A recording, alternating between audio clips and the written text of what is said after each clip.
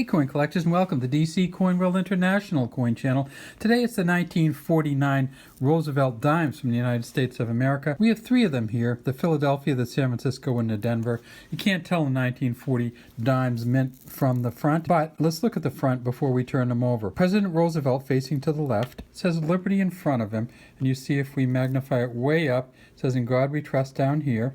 1949 there, and there's a J and an S. Some people say, well, this might be a 1940, and there's a number of reasons why it isn't a 1940, including the fact that they didn't start making these until 1946 after President Roosevelt died. So a pretty old coin nonetheless. If we tip it up on the edge, we'll see a large part of the value of this particular coin, and that is there is copper in here, but unlike the modern coins, which are over 90% copper, this one is 90% silver. So we have about $1.70 just in silver value alone. This is a reeded edge, and you can see how those reeds just kind of wear down over time and with use. We flip it over on the back and we see that it is the torch on the back, and we also see that this is a D here for the Denver Mint. This is United States of America around the top of this coin, one dime at the bottom, and you can see the torch in the center, an oak branch here, and an olive branch there with olives and acorns on them. This is not a great view of it, so let's try one of the other ones.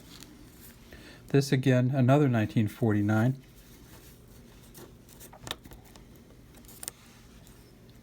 And when we turn this one over, we see pretty much the same thing. It's a little bit easier to read the United States of America on here, and we can read the pluribus unum going across the center, one dime at the bottom.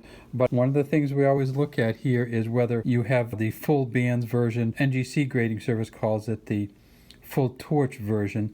It has to have two bands going across the top with a separation between them, two bands going across the bottom down here with a separation between them, and in fact, I'm not sure we can even tell if there are two bands going across the bottom. You really can't see them in this. And then down at the bottom, this should be even on both sides. So none of those things are here. So again, this is another one probably worth a couple bucks, but not much more than that. And then finally, the third of these is the San Francisco version. And the San Francisco version, again, a pretty good S there.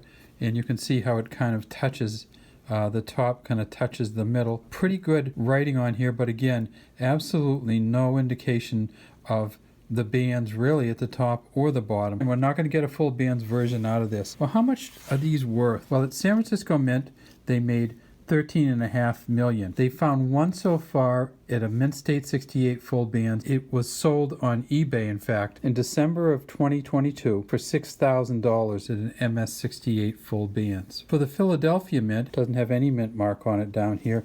For the Philadelphia Mint, they made $31 million. They found two so far at a Mint State 68 full bands, and those are worth about $11,000.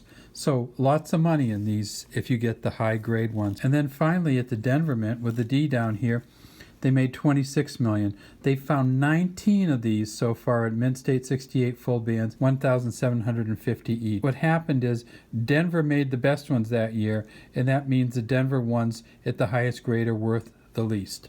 So we go Denver, about $1,750 for the highest grade one. Philadelphia, $11,000 for the highest grade one. Even though they made the most at Philadelphia, they only had two rated at Mint State 68 full bands. The San Francisco Mint, they found one at a Mint State 68 full bands, and that's worth $6,000 or so. If you're collecting these dimes, the first thing you always want to do is just turn them over. Dimes of this quality regularly get sold in bags simply for their silver melt value, and you can often pick up a bunch of these dimes for a couple bucks each if you're willing to buy 15 or 20 of them. But when you do that, you're going to spend $40 or $50 for 20, and you're going to get coins that you can read the mint marks on them very well. You're often not going to be able to see any bands on any of the torches. All right, that's all we have today from DC Coin World International Coin Channel.